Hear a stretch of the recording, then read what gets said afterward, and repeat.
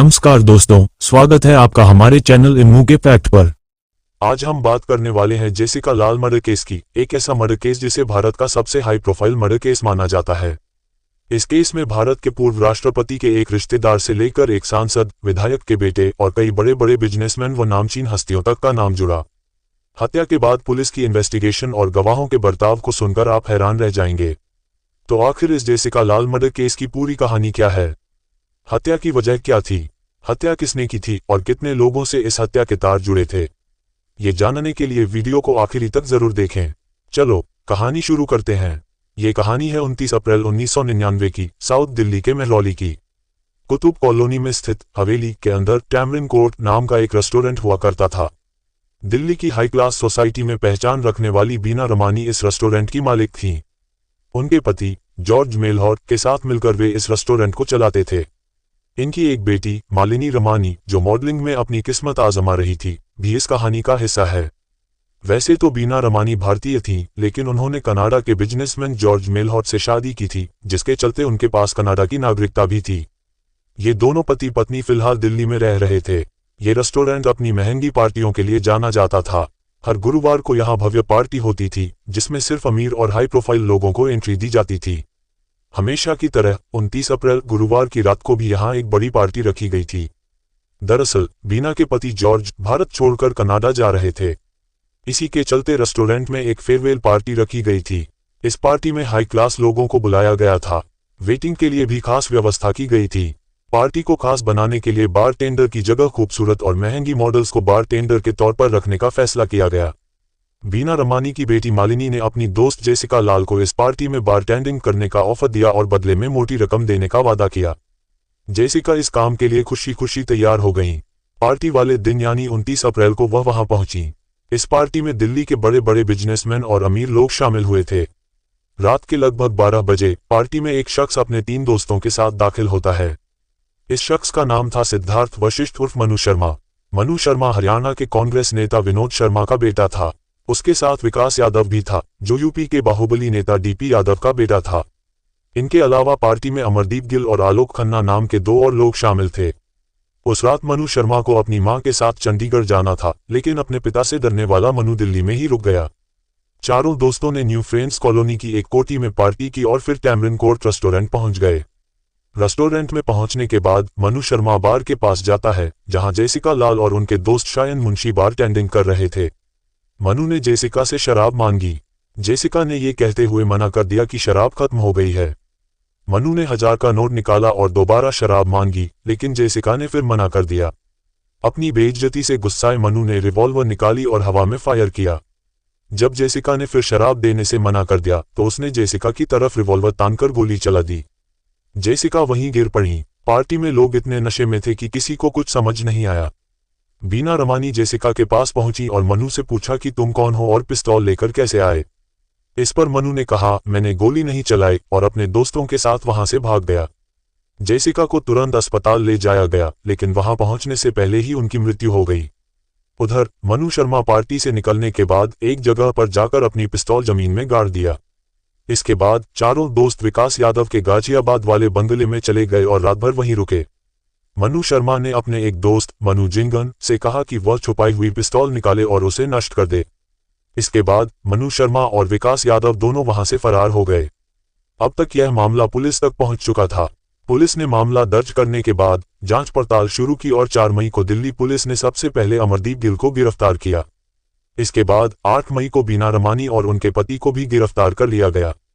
बीना रमानी पर आरोप था कि वह बिना लाइसेंस के पार्टी में शराब सर्व करवा रही थी, और जिस पार्टी को वह प्राइवेट पार्टी बता रही थी, वह असल में एक बहाना था। दरअसल पार्टी में कोई भी आ सकता था, शर्त बस इतनी थी कि वह दिल्ली की हाई क्लास सोसाइटी से ताल्लुक रखता हो। बीना रमानी पर यह भी आरोप था कि उन्होंने जेसिका के खून के निशान को साफ करवा दिया था, जिसके चलते उन पर सबूत मिटाने का आरोप लगा। इसके बावजूद बीना रमानी और उनके पति को इस मामले में जमानत मिल गई। पिस्तौल को नष्ट करने वाला अमित जिंगन भी पुलिस के हत्थे चढ़ चुका था, लेकिन मुख्य आरोपी अभी भी पुलिस की पकड़ से बाहर था। 30 मई को विकास यादव खुद दिल्ली पुलिस के पास जाकर सरेंडर कर देता है। तब पता चलता है कि विकास यादव ने दिल्ली पुलिस में सरेंडर करने से पहले मिजोरम जाकर कोर्ट से अंतरिम जमानत ली थी। इसी बीच दिल्ली पुलिस ने मनु शर्मा को भी गिरफ्तार कर लिया। यह एक हाई प्रोफाइल केस बन गया था जिसकी खबर सारी दुनिया को लग चुकी थी। पार्टी में उस दिन बहुत से लोग मौजूद थे, जिनमें से कई ने मनु शर्मा को वहां देखा था। 3 अगस्त को पुलिस ने इस मामले में चार्जशीट दाखिल की।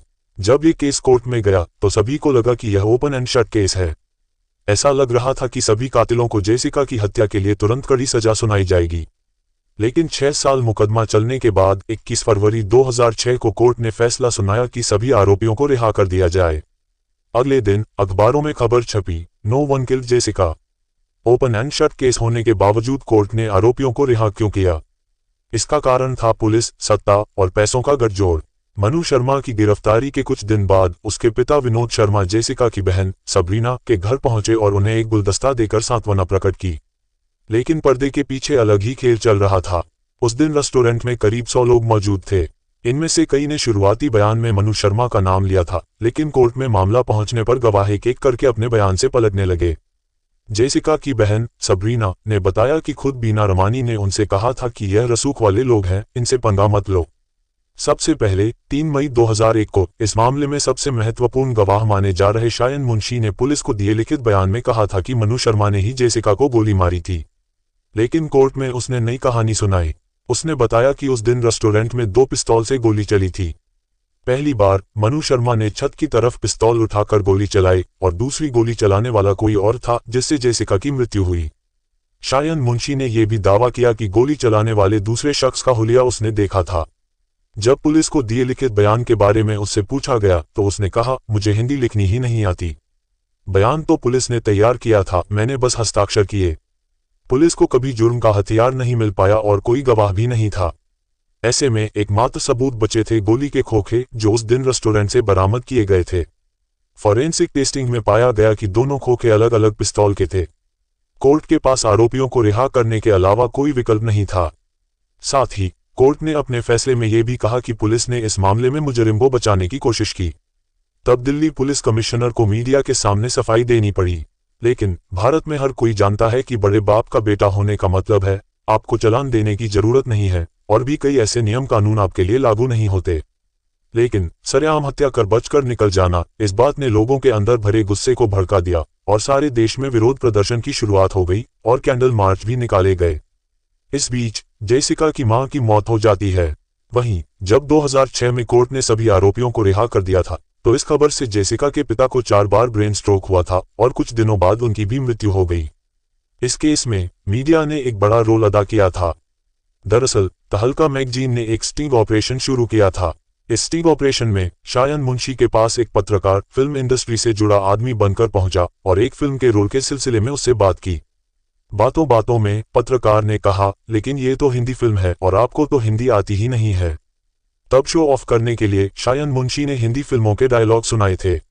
ऐसे ही कुछ और स्टिंग ऑपरेशन सामने आए, जिनमें गवाहों ने बताया कि कैसे उन्हें डराया धमकाया गया था। इस ऑपरेशन में एक रिकॉर्डिंग भी सामने आई, जिसमें पुलिस के सामने मनु शर्मा का इकबालिया बयान रिकॉर्ड था। अंत में पब्लिक प्रेशर से इस केस की दोबारा तहकीकात हुई और हाई कोर्ट ने लगातार 25 दिनों तक इस केस की सुनवाई की। इसके बाद लोअर कोर्ट के फैसले को बदलते हुए मनु शर्मा को आजीवन कारावास और विकास यादव को 4 साल की सजा सुनाई गई। पूरी तहकीकात में यह भी सामने आया कि फॉरेंसिक लैब से भी गलत रिपोर्ट बनाई गई थी। कोर्ट ने यह भी माना कि शायन मुंशी ने कोर्ट में झूठा बयान दिया था और उस पर भी पेशगी का मुकदमा चलाया गया। 2010 में सुप्रीम कोर्ट ने मनु शर्मा की आजीवन कारावास की सजा बरकरार रखी। विकास यादव को सिर्फ 4 साल की सजा मिली थी, लेकिन जेसिका लाल केस में जमानत मिलने के बाद उसने एक और कांड किया। 17 फरवरी 2002 की बात है। बुलंदशहर में पुलिस को एक व्यक्ति की लाश मिली। हत्या के बाद शव को जलाने की कोशिश की गई थी। बाद में पता चला कि यह तो नीतीश कटारा की लाश है और हत्या करने वाला था विकास यादव और उसका चचेरा भाई विशाल यादव। हत्या का कारण था नीतीश कटारा और विकास की बहन भारती यादव की दोस्ती। परिवार की इज्जत के नाम पर नीतीश की हत्या कर दी गई थी। 16 फरवरी की रात को विकास और विशाल नीतीश से एक शादी में मिले थे और उसे अपने साथ एक कार में बिठाकर ले गए थे। इसके बाद दोनों ने नीतीश की हत्या कर लाश को आग लगा दिया। इस मामले में भी जेसिका लाल केस की कहानी दोहराई गई। इस केस में कुल 4 गवाह थे, जिन्होंने घटना की रात नीतीश को विकास और विशाल के साथ जाते देखा था। उनमें से 3 लोगों ने एन मौके पर गवाही देने से मना कर दिया और एक ने तो कोर्ट में ही अपने बयान से मुकर गया। इस केस में भी इंसाफ के लिए सालों लग गए। साल 2015 में हाई कोर्ट ने विकास यादव को नीतीश की हत्या का मुजरिम मानते हुए आजीवन कारावास की सजा सुनाई। साल 2020 में मनु शर्मा को अच्छे बर्ताव के चलते जेल से रिहाई मिल गई। अपनी बहन के लिए सालों लड़ाई लड़ने वाली जेसिका की बहन सबरीना ने भी उसे माफ करते हुए कहा, मैं एक ईसाई हूं और माफ करने में यकीन रखती हूं। मेरी मां ने मनु शर्मा को पहले ही माफ कर दिया होता अगर उसने खुद माफी मांगी होती।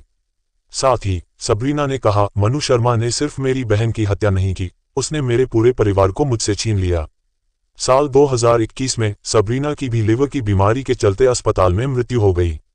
हमारी जिंदगी में एक वक्त वह भी आता है जब हमें कुछ चीजें को पीछे छोड़ देना होता है। तो दोस्तों, इस पूरे केस पर आपकी क्या राय है, हमें कमेंट बॉक्स में जरूर बताएं। और अगर आपको हमारी मेहनत पसंद आई हो तो वीडियो को एक लाइक करके शेयर भी करें, जिससे और भी लोग जागरूक हो सकें। अगर आपने अभी तक हमारे चैनल को सब्सक्राइब नहीं किया है तो चैनल को सब्सक्राइब जरूर कर लें, क्योंकि ऐसे ही सच्ची घटनाएं इस चैनल पर हमेशा लाते रहते हैं। धन्यवाद।